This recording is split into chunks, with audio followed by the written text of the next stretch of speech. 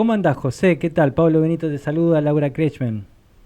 Hola Pablo, hola Laura. Bueno, ¿Qué tal? qué sé yo, sí, hay una diferencia histórica, pero eso se salva con una buena invitación al cervezoducto, Benito, que usted... Claro, exactamente. Vos sabés, trataba de acordarme nosotros, ¿con qué nos comunicábamos? Con el tema de la EPE, ya, ¿a quién maltratábamos? No me acuerdo.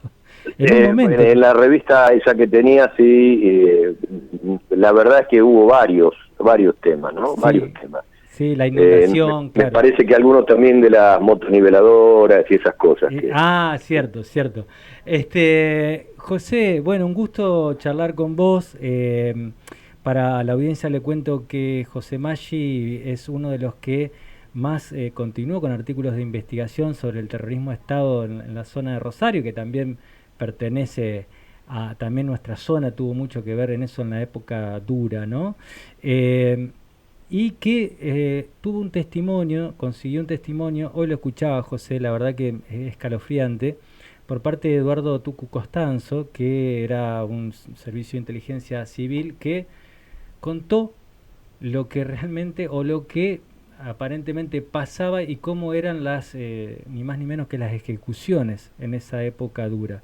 Y hoy obviamente te llamamos porque ayer no sé qué te ocurrió a vos, lo charlábamos con Gabriela Durruti, pero el escuchar el nombre de Amelong o el apellido Amelong en boca de un candidato a vicepresidente generó un fuerte escalofrío, ¿no?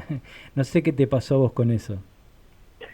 Bueno, yo te puedo hablar de varios Juan Daniel Amelón, no sé Mm. de quién querés que te haga. Puedo hablar del Juan Daniel Amelón vecino desde el año 96.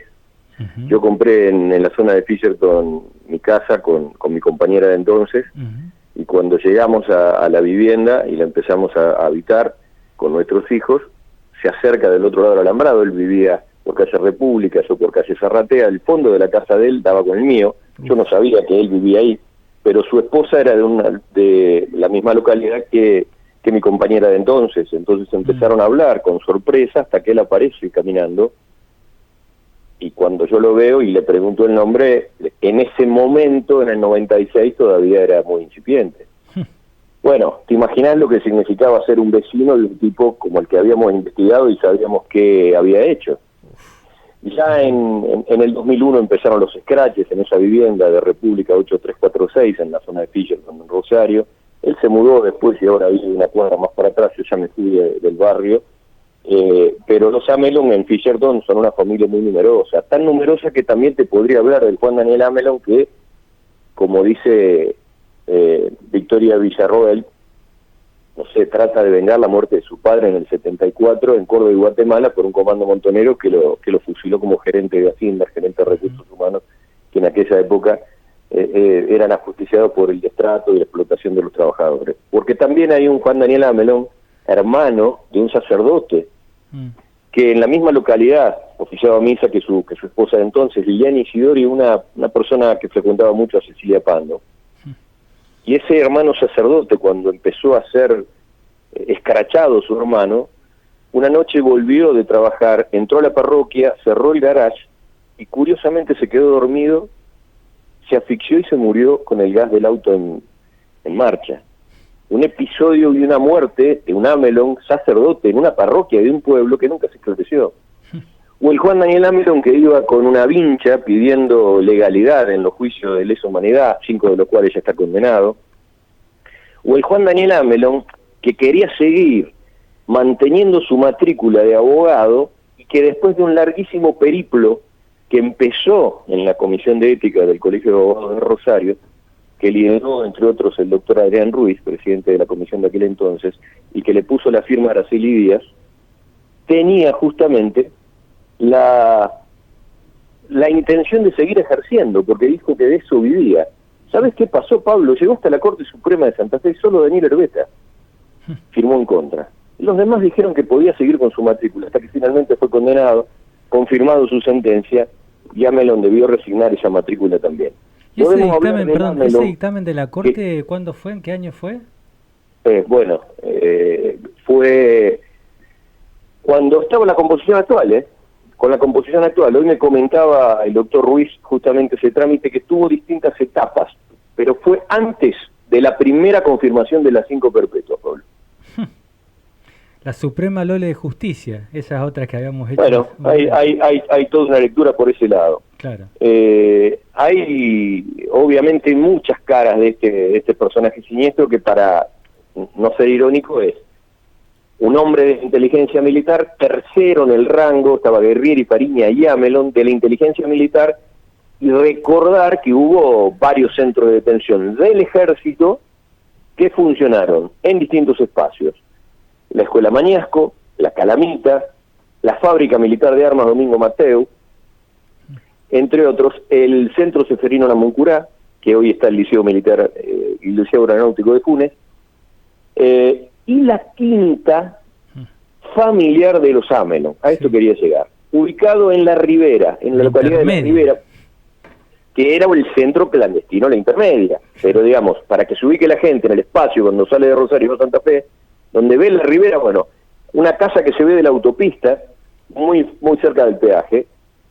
Ese fue un centro clandestino en donde liquidaron a más de 14 personas. Amelon es uno de los partícipes, pero además, Costanzo, en esa entrevista que le hicimos, donde por primera vez en Rosario hablaba un represor, señala con pelos y señales las cosas que se hicieron. En ese lugar también llega con un Peugeot 504, en el baúl del cual había una mujer, Raquel Negro, que venía de parir a mellizos en el Hospital Militar de Paraná. Amelon la trajo muerta, pero los chicos, uno de ellas es Sabrina Bullino, una nieta recuperada, pero el hermellizo varón no se sabe dónde está. Entonces Victoria Villarroel le podría decir a su amigo Amelon que libere la información para poder encontrar algunos de los 300 pibes que todavía están en manos de sus apropiadores. Recordar un episodio muy grosero, Pablo, muy grosero. En la causa se establece que Amelon lleva a una niña al hogar del huérfano en Rosario una noche y traba el timbre para que la recojan las monjas que manejaban el hogar en ese momento. Pero el pibe no se sabe dónde está. Y en el medio de la investigación alguien dijo que lo tenía un militar de apellido Nabone. ¿Sabes qué pasó con Nabone, que supuestamente podía tener el hijo? Se suicidó antes que lo vayan a buscar. Digo, el pacto de impunidad de los represores es asqueroso. Sí. Es brutal. Por eso esto es lo que defiende Villarroel. Yo decía, es tan escalofriante lo que lo que podés charlar vos en, creo que, ¿cuánto era? ¿2009 era eso? Con Tucu Costanzo, que de alguna manera, por salvarse él, obviamente, de alguna manera, cuenta cosas que pasaban en la intermedia y en otros lugares. Sí, las intenciones de Costanzo, cada uno las puede especular como quiera, los organismos de Rosario no la valoran. Yo creo que ha sido información que ha nutrido y ha llevado a empujar algunas causas, por eso también tiene una domiciliaria, pero lo cierto es que para nosotros como comunicadores era importante establecer esto, y sobre todo que después, cuando se sentó frente a un tribunal, Costanzo no dijo nada distinto. Es decir, que en la justicia dijo lo mismo que en la entrevista que nosotros logramos, y ayudó para tratar de correr el velo, algo que nadie hizo, y además él intentó defenderse cuando, detenido en el batallón 121, Amelon lo quiso matar. O sea, Costanzo tiene una disputa feroz con Amelon, incluso después, cuando compartieron un lugar en Cerro ya en Democracia, Amelon lo quiso matar. Lo tuvieron que separar y ponerle custodia especial al pueblo. Sí, no, aparte que es un testimonio que...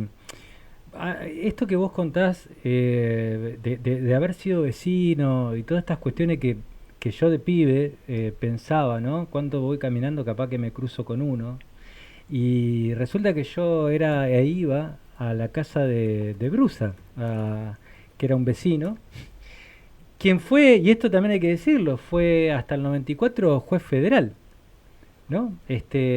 Con lo cual, y muchos nos planteamos de qué hubiese pasado con Brusa, si no seguiría siendo juez federal, si Borracho no se hubiese llevado puesto un nadador, ¿no? En la Setúbal. O sea que este pacto de impunidad también tenía que ver con el miedo, porque mis padres sabían a dónde iba. Yo, por ejemplo, esta cuestión de que vos mencionás, que por ahí ves al tipo delante del cual escuchaste tantas cosas, en tu caso ya habías trabajado en eso, pero Es muy fuerte todo esto que hoy te lo vengan a traer, porque la verdad que estamos hablando de una situación argentina muy terrible que está pasando, que esperamos que pueda reencauzarse de alguna manera y traer, y en esto sí le doy la derecha a Rossi, con que quien trae este debate nuevamente por ejemplo, un debate de vicepresidente es la señora Villarruel, claramente. Bueno, yo te pregunto qué pasa si Javier Milei, con lo desestabilizado que está, mañana es presidente y terminan poniendo un chaleco de fuerza y lo internan en un psiquiátrico. ¿Quién queda a cargo del Ejecutivo? Vos sabés que eso lo planteábamos hoy, incluso por el tema del discurso, en donde teníamos un Rossi hablando permanentemente del presidente, de su fórmula, y prácticamente Villarruel no hace mención a Milei, solamente para defenderlo bastante mal, pero no habla de la misma manera, ¿no? O sea, como que incluso siendo de la familia militar, que tienen algunas costumbres, digamos, que puede ser Bueno, chaleco de fuerza o no. claramente. La sociedad me parece que nunca estuvo tan fácil decidir, ¿no? Pero bueno, me parece que están claros los jugadores. José, te agradecemos mucho este contacto, todo esto que significa cuando se tira un nombre por tirar, no solamente que hay la justicia detrás, sino que hay un trabajo periodístico en momentos muy difíciles también, en el cual vos pusiste el cuerpo y en el cual lo decís de una manera tan clara y con tantos nombres que podemos saber que esto no se trató, a ver, obviamente, ni de errores, ni de excesos, sino de planes, ¿no? Incluso queda como historia, esa historia para mí magistralmente relatada por nuestro colega Miguel Bonazo en Recuerdos de la Muerte, que tiene que ver con Amelung también siendo parte de ese operativo que fue a México en búsqueda de la cúpula de Montoneros, ¿no? Y que bueno, la historia está hecha película justamente por Tulio Valenzuela, que se fugó, que denunció aquella operatoria y que hizo que se desmantele la quinta de Funes, ¿no? Que de paso, habría que decir, es momento que los gobiernos de la democracia la rescaten, de una vez por todas la convierten en un museo y que nutran a los distintos centros de detención que funcionan como museo de la memoria, como por ejemplo el centro de detención que tenía la policía en Dorrego y San Lorenzo, Pablo, que tiene una sola compañera que hace las visitas guiadas todo el tiempo y se quiere jubilar. Digo, también cuando nos preguntamos por qué los fenómenos Milei, hay que mirar lo que hicieron nuestros gobiernos provinciales también, para ver de qué manera se nutre la memoria, más allá de poster un cartel. Porque la quinta de Funes, que tuvo un lugar protagonístico enorme, un escenario de la represión de un programa de Galtieri para adocenar y domesticar a los militantes montoneros, no fue cuidada por ninguno de los gobiernos que enarbolaban la memoria, pero en la práctica la dejaban olvidada. Lo mismo pasa hoy con el museo que está en San Lorenzo y Dorrego. Como sé que esta radio se escucha y mucho en Santa Fe, tal vez alguien en el Ejecutivo Provincial pueda tomar nota que hay gente a la que hay que respaldar, Pablo. Te agradecemos mucho, José. Tengas un buen día y bueno, a ver si nos encontramos pronto para alguna cosita, alguna maldad.